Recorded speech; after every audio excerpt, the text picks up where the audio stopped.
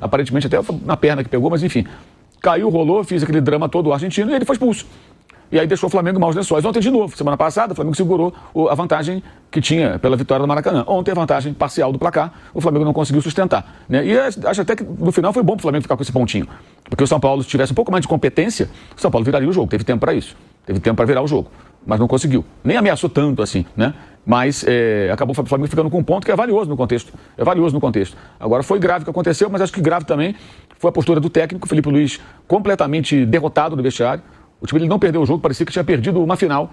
E a defesa incondicional dos jogadores, realmente, acho que não cabe. Eu concordo que ele não vai atacar o jogador no vestiário e criar ali uma situação. Não, eu entendo que ele conversa internamente. Mas defender da maneira que defendeu, e a contradição. O Pedro ele não defendeu. O Pedro, ele claramente, publicamente, bateu de frente. Foi duro com o Pedro.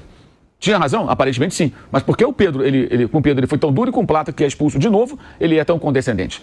Fica muito claro que existem jogadores, como todo técnico tem, os jogadores favoritos, os prediletos. E o Plata é um deles. Agora, o Felipe Luiz, ele precisa decidir o que ele quer ser. Técnico ou quer ser um jogador, ex-jogador, barra técnico. A gente tem que lembrar aqui a entrevista que ele deu para a TNT, já há alguns anos, uma entrevista surreal, em que ele fala que no jogo entre Flamengo e Inter do Maracanã, que foi a decisão do Brasileiro 2020, ali foi a decisão, tá? Porque o Flamengo tinha que vencer aquele jogo para poder passar o Internacional à frente de ser campeão, e venceu. O Rodinei, que estava emprestado ao Internacional, o Rodinei pisa igualzinho, pisa no tornozelo do Felipe Luiz, e ele e o Diego Ribas vão até o Rafael Claus pedir para não expulsar o Rodinei, e aí ele fala na entrevista, porque eu amo o Rodinei. Gente, olha que absurdo. É como se o Arboleda ontem, que é equatoriano, fosse até o árbitro pedir para não expulsar o Plata, porque ele é amigo do Plata e ama o Plata. Eles fizeram isso, ele diz isso, isso é surreal. Isso também era para ser multado, se for possível. Isso é absurdo. Porque a expulsão do Rodinei foi correta, como a do Plata ontem foi correta. O que não foi correto foi não expulsar o Gustavo Gomes contra o Cruzeiro, não expulsar o Andrés Pereira contra o São Paulo. Isso não foi correto. E olha como essas expulsões pesam. Isso muda o jogo, isso muda um jogo. E muda a liderança do campeonato. A gente tem que também falar sobre isso, né?